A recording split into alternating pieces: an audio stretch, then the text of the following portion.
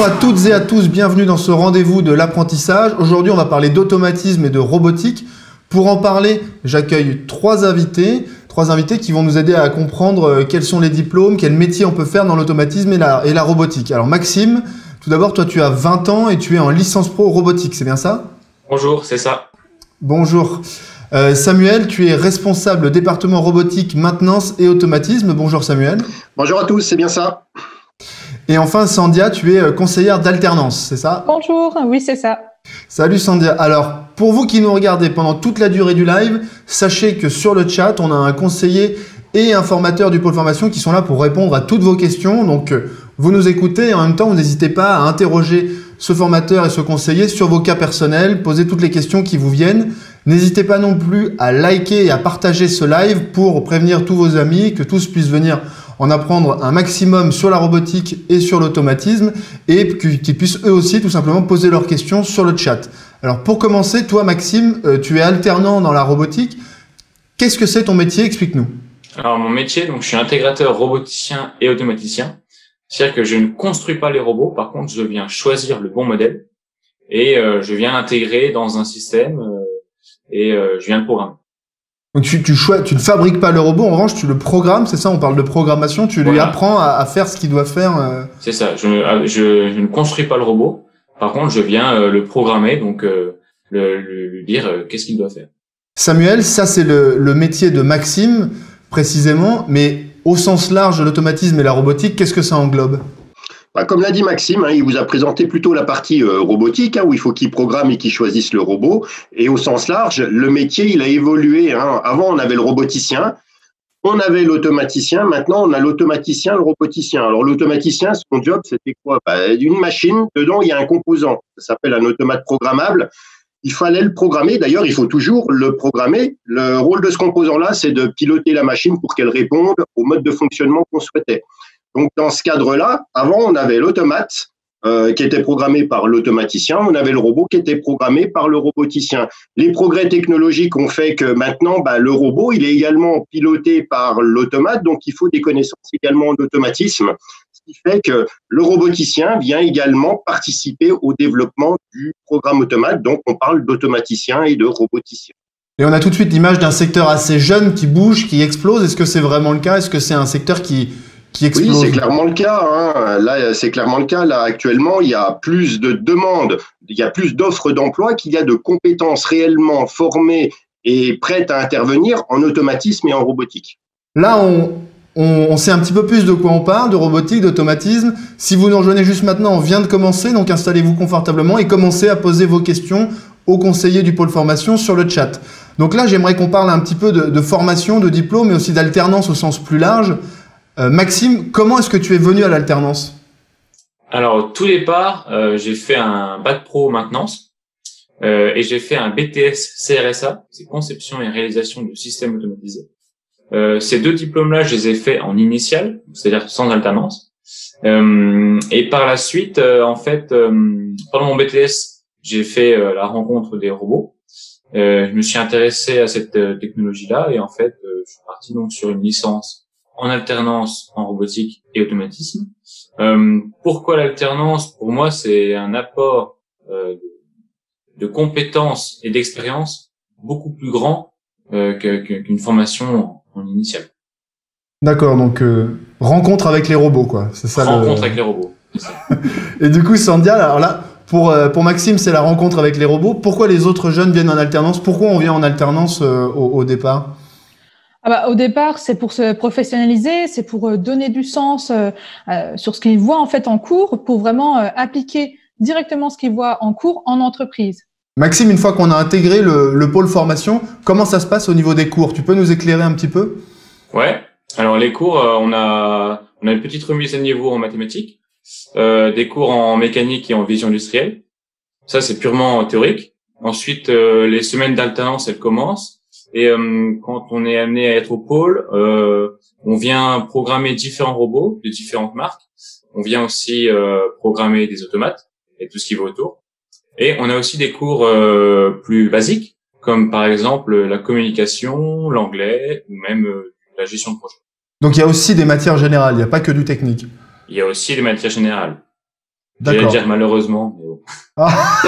C'est important quand même. C'est important. Non, mais l'anglais, c'est important, non, pour les notices, par exemple, ou... C'est super important parce que la plupart des documentations, même avec un robot de marque française, c'est en anglais, en fait. Donc, il faut quand même savoir parler techniquement anglais. D'accord. Et au niveau purement robotique, est-ce que tu peux nous faire rêver un peu à quoi ça ressemble un atelier de robotique au pôle formation? Comment ça se passe? À quoi ça ressemble? Bah, il y a plein de robots partout.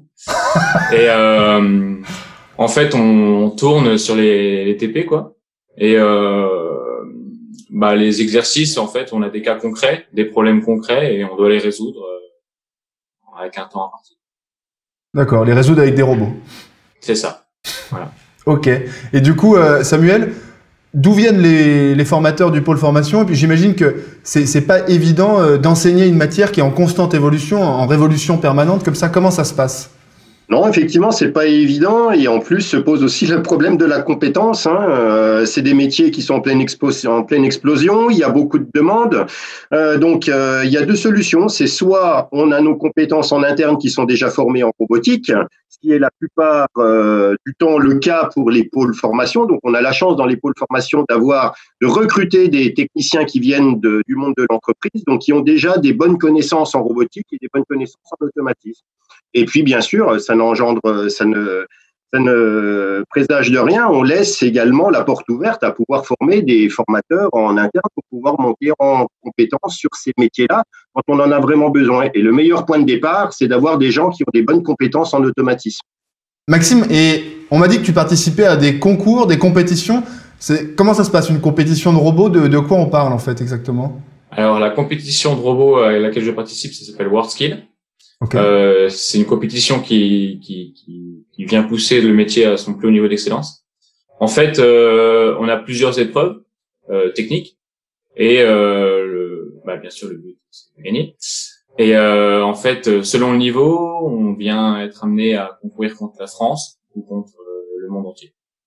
Et toi, Samuel, tu participes avec lui? Comment ça se passe? Tu les entraînes? Ouais, c'est ça. Moi, je les entraîne pour ce qu'ils essayent d'être au top. C'est-à-dire que le but, on se sert un petit peu de la formation pour pouvoir amener les éléments de la robotique, mais comme le disait Maxime, les concours ont plutôt un niveau de compétence plutôt important. Donc après, on bâtit un programme d'entraînement en dehors des heures de cours. Et puis, bon, ça sera une certaine discipline d'entraînement pour les championnats de France. Et s'ils ont la chance de gagner les championnats de France, comme le disait Maxime, ils partiront pour les compétitions mondiales où là, on met encore un coup d'accélérateur dans l'entraînement. Ouais, je crois que vous êtes un peu modeste quand tu dis que c'est un certain niveau, etc. Je crois que c'est quand même un petit peu l'élite de chaque métier, non? Oui, les WorldSkills sont à l'image des sportifs de haut niveau. Alors bien sûr, il n'y a pas l'athlète de haut niveau, il n'y a pas besoin d'avoir la condition physique hors pair. Ceci dit, il faut un minimum de conditions physiques. Par contre, c'est effectivement les meilleurs de leur catégorie.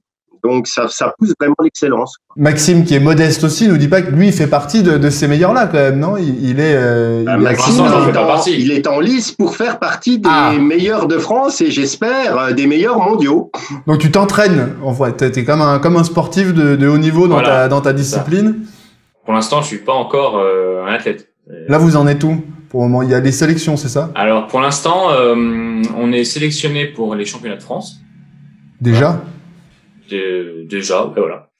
Et donc pour l'instant, je suis en entraînement pour aller au championnat de France. Et alors Maxime, quand tu t'entraînes pas pour vaincre la Russie, comment tu divises ton temps entre l'entreprise et le pôle formation? Alors c'est 2 semaines, 2 semaines. 2 semaines au pôle formation et 2 semaines en entreprise. Tu préfères le temps au pôle formation ou le temps en entreprise? Je préfère le temps en entreprise. C'est mieux? Et ouais. Pour quelle raison est-ce que c'est mieux? En fait, qu'est-ce qui te passionne dans ton métier? Qu'est-ce qui fait que tu aimes être dans ton entreprise? Et qu'est-ce qui fait que tu aimes passer comme ça du temps avec les robots? En fait, en entreprise, on peut aller plus loin dans le sujet. En fait, on peut voir un aspect plus global du sujet. Et pourquoi j'aime passer du temps avec les robots? C'est de les voir effectuer des tâches que les humains ne peuvent pas forcément faire. En fait, c'est magique. C'est magique, comme ça. Et du coup, pourquoi est-ce que c'est magique? D'où elle vient cette magie en fait dont tu parles? C'est quoi qui donne ce côté magique qui te plaît? Bah en fait, avec un robot, on peut atteindre des cadences très élevées, en fait, et donc de les voir bouger et surtout de comprendre tout ce qu'il y a derrière, en fait.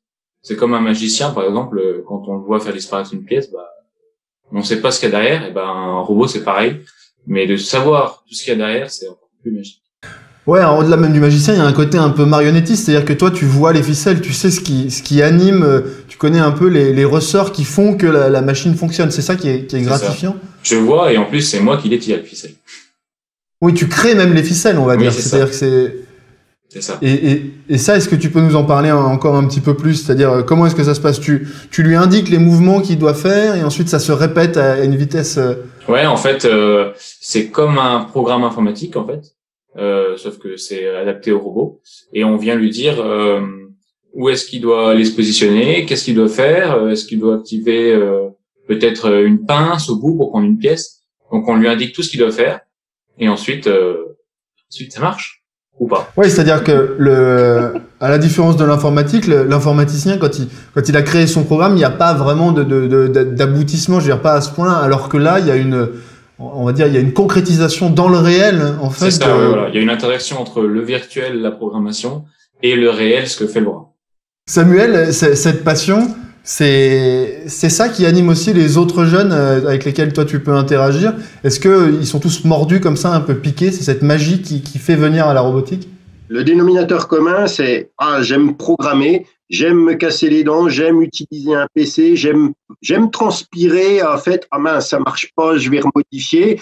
Et puis après, il y a un peu cette extase de voir ce qu'on a simulé, ce qu'on a programmé. Et comme tu le disais tout à l'heure, la magie, c'est qu'on le voit bouger. Et ça, c'est vraiment le dénominateur commun chez la plupart. Ouais, mais d'ailleurs, on pense souvent à la science-fiction ou quoi quand on parle de robotique, mais c'est ça qui est aussi le moteur de la science-fiction, c'est cette machine qui bouge tout seul. C'est quelque chose je veux dire, qui est intemporel, quoi. Depuis toute l'histoire de l'humanité, on a rêvé comme ça de voir des choses se produire toutes seules et se perpétuer. Oui, chez les jeunes, ça impacte, hein, parce que Maxime l'a dit, hein, ça va très très vite. Hein, ils peuvent aller jusqu'à 4 mètres par seconde. Donc on imagine, j'ai un point A, une seconde après, on est 4 mètres plus loin. Donc ça va à une vitesse phénoménale. Des fois, ça va tellement vite qu'on a du mal à les voir, quoi. Donc c'est bluffant. Et c'est là si on se met au milieu qu'on se fait casser les dents, comme tu disais. Voilà, c'est ça, là, faut pas c'est ça. Donc c'est grisant de se dire, comme le disait Maxime, ah ouais, ça c'est moi qui l'ai fait. Et du coup, toi, c'est ta première année d'alternance, Maxime, c'est ça? C'est ça. Et du coup, comment est-ce que tu te sens intégré dans ta société, dans l'entreprise dans laquelle tu travailles? Alors c'est pas du tout un stage comme j'aurais pu faire avant. C'est vraiment on est un employé à part entière, c'est-à-dire que je participe à toutes les réunions, j'en crée même, voilà. Je suis consulté pour des choix techniques, donc on est vraiment intégré au cœur de l'entreprise et on est vraiment acteur en fait. On n'est pas du tout là en observation à regarder ce qui se passe. C'est vraiment on est vraiment au cœur de l'entreprise et on est acteur. Et Sandia, ce fait comme disait Maxime, de dépasser l'observation, d'avoir un peu les mains dans le cambouis, est-ce que c'est ça qui attire aussi les jeunes vers l'alternance? Oui, tout à fait. Surtout que quand on est apprenti, en fait, on a un contrat de travail, donc on est considéré comme un salarié à part entière, en fait. Donc, le but de l'apprentissage, c'est d'être un salarié et justement que l'entreprise confie des missions vraiment à cet apprenti-là. Et ça, c'est important quand on est jeune. Je me mets à la place des jeunes qui sont devant leur écran. Je dis pas qu'ils ont forcément marre de l'école, mais à un moment, on a envie de concret, quoi. Est-ce que c'est ce qu'on va trouver en venant au pôle formation? Oui, tout à fait. Et puis, ça permet aussi aux jeunes, en fait, de se sentir responsables. Par exemple, à 16 ans, de se voir confier des missions. Enfin, c'est super important pour que la personne, elle puisse aussi grandir et qu'elle puisse devenir mature et responsable, justement, pour se professionnaliser. Et toi, Maxime, ton entreprise, comment tu l'as trouvée, si on revient un petit peu en arrière? Alors, comment j'ai trouvé? En fait, je la connaissais déjà.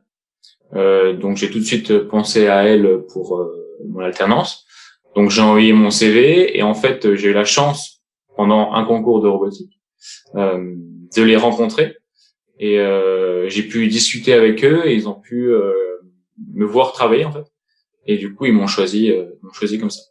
Ah oui, donc c'est un peu un recrutement de stars, quoi. T'es un peu ils sont venus te chercher sur le concours. T'es le Mbappé de la robotique, quoi. C'est ça? Ils sont pas venus me chercher sur le concours. Ils étaient là. Ils sont venus chercher d'autres personnes, par contre. Mais ils m'ont choisi moi. Ah, donc quand même. Quand même. Donc ça se passe comme ça, quoi. Sur le concours, ils viennent, ils voient qui est le meilleur. C'est hyper challengeant. C'est génial. Ouais, c'est assez moderne comme mode de recrutement aussi, quoi. On voit. Ouais. C'est ça. C'est un peu, il y a un peu de pression, quoi. Quand on les voit derrière, on se dit bon, là, je joue le concours et l'emploi. Donc c'est un cas un peu particulier, Sandia, j'imagine. Est-ce que tu peux là, regarder les jeunes qui nous regardent un petit peu et leur expliquer comment vous pouvez les aider à trouver une entreprise? Parce que j'imagine que ça se passe pas toujours comme ça s'est passé pour Maxime. Oui, effectivement, c'est une infime partie de personnes qui trouvent leur entreprise de leur côté. Donc, nous, on commence par recevoir les jeunes en entretien pour cerner leur personnalité, leur projet professionnel et également leur périmètre de mobilité, et savoir s'ils ont une voiture, s'ils ont le permis, enfin en général. Et ensuite, une fois que cette étape elle est faite, nous, on les invite aux portes ouvertes, puisqu'aux portes ouvertes, on fait venir des entreprises. On peut également les inscrire donc à des job dating si besoin ou des ateliers techniques recherche d'entreprise. Le but étant en fait de vraiment faire un mariage parfait entre le besoin de l'entreprise et également le besoin de l'apprenti. D'accord. Et donc on voit qu'ils vont pas être laissés livrés à eux-mêmes, quoi. Il y a vraiment il faut que ça vienne d'eux, j'imagine, mais on les laisse pas tout seuls parce que ça c'est quelque chose qui peut être un peu effrayant pour les jeunes qui nous regardent, j'imagine. Oui, c'est vraiment un accompagnement personnalisé, suivant la personne.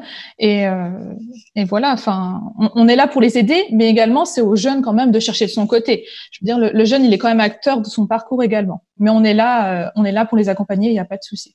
Donc voilà, vous qui êtes devant vos écrans, vous voyez qu'on va pas vous laisser tout seul si vous venez, vous allez être accompagné. Et là, je vous encourage à continuer de poser vos questions sur le chat, sur votre cas personnel. Quel est le pôle formation le plus près de chez moi? Comment je peux, toutes les questions qui vous viennent, n'hésitez pas à les poser et on a un conseiller qui est là pour vous répondre. Là, qui dit travail dit salaire. Maxime, est-ce que tu peux nous dire combien tu gagnes? Comment ça se passe au niveau du salaire? Alors, je gagne 1 000 € par mois, ce qui est pas mal. Et après, voilà, il y a certaines conditions pour le salaire. Moi, j'ai 20 ans et j'ai un bac+2 en poche. D'accord. Donc du coup, ça justifie un salaire qui, pour un alternant, est déjà un petit peu dans la tranche haute, c'est ça? Ouais, c'est ça. D'accord. Et Sandia, comment ça se passe pour les autres aussi? Quelle est la fourchette salariale? Où est-ce qu'on commence? Où est-ce qu'on arrive? Tu peux nous éclairer un petit peu? Alors, grosso modo, ça va de 400 à 1 200 €. En fait, il faut savoir que le salaire d'un apprenti, c'est un pourcentage du SMIC. Donc, c'est calculé à la fois en fonction de l'âge de la personne et du niveau de formation et de l'entreprise, parce que ça pourra également dépendre de la convention collective de l'entreprise. D'accord. Donc, ça peut permettre, quand on est jeune, de commencer à avoir un salaire assez jeune, par exemple en 3e, mais ça peut aussi permettre à des gens peut-être, parce que on peut venir en alternance quand on est plus vieux, quand on a déjà fait d'autres... et donc, du coup, ça peut permettre aussi de revenir à la formation en ayant un salaire, non? Oui, tout à fait. En fait, c'est formation tout au long de la vie. Donc, en fait, il n'y a pas de limite pour entrer en alternance. Et il faut savoir que, voilà, si on a plus de 26 ans, on touchera 100% du SMIC par mois. Ah, d'accord. Et en plus, on pourra toucher d'autres aides, par exemple, comme les APL. On est éligible quand on est apprenti. D'accord. Oui, donc c'est un vrai point fort. Et toi, Maxime, comment ça a été perçu par tes amis, par tes proches? Toi qui avais fait déjà toute une première partie de ton parcours en initial, quand tu as annoncé que tu partais en alternance, quel a été le ressenti de ton entourage? Alors, mon entourage, ils ont tout de suite pensé aux vacances, parce que forcément, on n'est plus du tout sur le même rythme scolaire en fait. On a 5 semaines comme tout le monde en fait, qu'on vient poser. Donc c'est vrai que la première réaction ça a été ça. Après la deuxième, c'est le salaire. Mais oui, c'est quand même bien perçu. D'accord. Et maintenant, au niveau de l'avenir, quelle est pour toi la suite du programme? Où est-ce que tu vas? Alors pour l'avenir, je souhaite arrêter mes études là.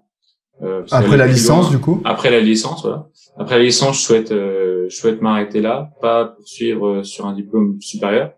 Je souhaite commencer vraiment à travailler pour acquérir des expériences sur le terrain en fait. Ça m'intéresse plus que continuer mes études. Ouais, mais tu vas continuer à progresser de toute manière dans ton entreprise aussi, quoi. Ça. Dans l'entreprise et pendant les entraînements du concours. Ok, Samuel, là, on a du coup l'exemple de Maxime. C'est quoi les options pour les apprentis en robotique d'une manière générale? Les options pour les apprentis en robotique, globalement, le vrai métier de roboticien, il s'apprend après, à la date d'aujourd'hui, il s'apprend après un BTS. Le vrai métier lié à la robotique, il s'apprend après un BTS. Le meilleur BTS pour apprendre la robotique reste un BTS CRSA, conception, réalisation de systèmes automatisés. C'est d'ailleurs le BTS qu'a fait Maxime. Dans ce BTS-là, globalement, on apprend le métier de l'automatisme. On arrive déjà avec des bonnes bases en automatisme, ce qui est vraiment la base du BTS CRSA, ce qui permet ensuite de migrer facilement sur les métiers de la robotique. Par contre, d'autres BTS sont pas exclus, hein. Typiquement un BTS électrotechnique ou des BTS maintenance des systèmes de production que l'on fait de manière globale dans les pôles de formation permettent d'intégrer les métiers de la robotique. Il faudra juste être peut-être un petit peu vigilant sur le niveau d'entrée. Il y aura peut-être une petite remise à niveau à faire, notamment dans les métiers de l'automatisme en amont, mais c'est tout à fait possible. Bien sûr, hein, tout ce qui est DUT permet également de rentrer dans ces métiers-là. Et puis, il y a l'après licence pro, ce que disait Maxime, où Maxime décide d'arrêter. Ben, il existe évidemment le bac+5 en robotique ou en automatisme. Alors, pourquoi Maxime… Là, c'est ingénieur, c'est ça? Oui, c'est ingénieur, voilà, exactement. Pourquoi Maxime, il veut pas continuer? C'est quelqu'un, lui, à mon sens, il sera plus à même que moi de le répondre, là, mais c'est quelqu'un qui veut rester sur le terrain, comme il l'a dit. Donc, jusqu'à bac+3, on va être confronté à la technique, on va avoir notre PC, on va programmer, on va aller sur les machines, on va les faire fonctionner, on ira peut-être les mettre en service chez le client. Par contre, quelqu'un qui a bac+5, il va être plutôt en gestion d'une affaire. Donc, il va plutôt aller gérer une affaire dans sa globalité, voire en gérer plusieurs. Donc, il ne sera plus confronté en permanence à la technique. C'est pas lui qui va aller programmer nécessairement le robot. Il aura une vision plus globale, quoi. Et toi, Maxime, c'est ça que tu veux? Tu veux rester au contact des robots comme ça pour toujours, j'ai envie de dire. Voilà, je veux rester, quitte à évoluer, je veux bien évoluer, être peut-être manager, mais quand même en gardant ce côté terrain, vraiment terrain, pour rester au contact du métier et surtout rester au contact de la technologie pour toujours évoluer en fait. Et là, ce qui te motive à faire ça, c'est toujours cette passion que tu as pour les robots, c'est ça? C'est de continuer à vivre ça, de mettre en vie des… Ouais, toujours, et puis surtout les nouvelles technologies, parce que les robots, c'est pas nouveau. Par contre, tout ce qui est en train de se développer en ce moment autour, ça c'est nouveau, comme la robotique mobile par exemple. Et donc pour suivre ça, en étant manager, pour moi, suit un petit peu moins la technique que si on la met en place. Ouais, parce que tu travailles dans un secteur donc qui, comme on l'a dit plusieurs fois déjà, est en pleine explosion. Du coup, ça doit être un peu grisant d'évoluer dans un milieu comme ça qui est en perpétuel mouvement, de devoir prendre des trains en marche, j'imagine, des nouvelles technologies, de s'adapter. Ça, c'est quelque chose qui est important pour toi? Ouais, en fait, faut être curieux, C'est là aujourd'hui, j'apprends un métier, mais dans 5 ans, je vais pas dire que ça sera pas le même, mais il y aura des choses qui vont évoluer. Et c'est pour ça qu'il faut être toujours vigilant sur qu'est-ce qui sort, comment ça marche, tout ça. Donc c'est vrai que c'est important de suivre l'évolution. On approche de la fin de ce rendez-vous de l'apprentissage. Sandia, là, si tu devais adresser un message aux jeunes qui nous regardent, qu'est-ce que tu leur dirais pour les convaincre? Pour à la fin de cette vidéo, on a abordé tout plein de sujets. Pour finalement leur donner une dernière fois envie de venir l'année prochaine au pôle formation, qu'est-ce que tu leur dirais? C'est un secteur qui recrute déjà dans un premier temps. Donc, si vous souhaitez trouver un travail rapidement à la fin de votre apprentissage, venez chez nous. L'apprentissage, il faut savoir que c'est vraiment la voie de l'excellence. Ça va du CAP jusqu'au diplôme d'ingénieur par apprentissage, donc jusqu'au bac+5. Les formations chez nous, elles sont gratuites, elles sont diplômantes et elles sont professionnalisantes. Ok. Et toi, de ton côté, Samuel, si tu devais aussi essayer de transmettre cette passion, de donner aux jeunes envie de venir l'année prochaine, quel serait ton message?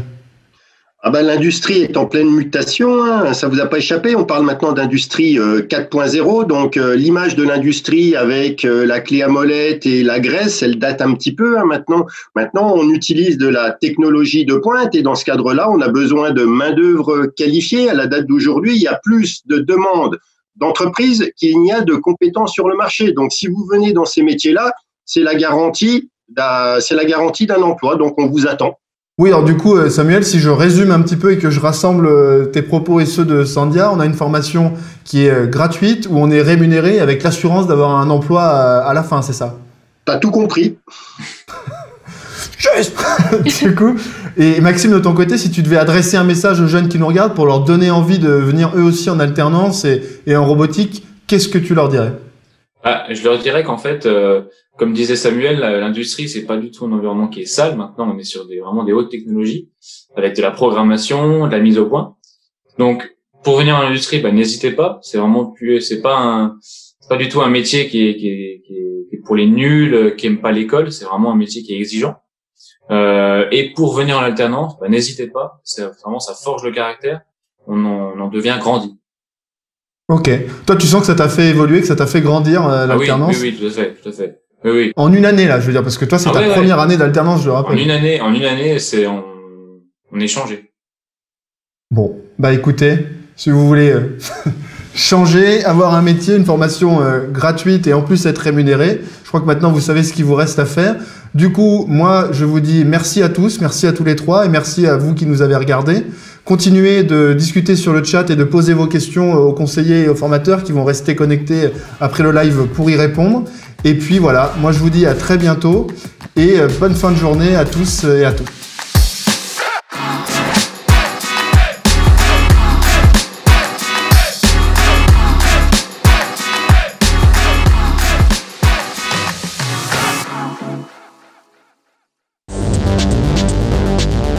Faire quelque chose de concret.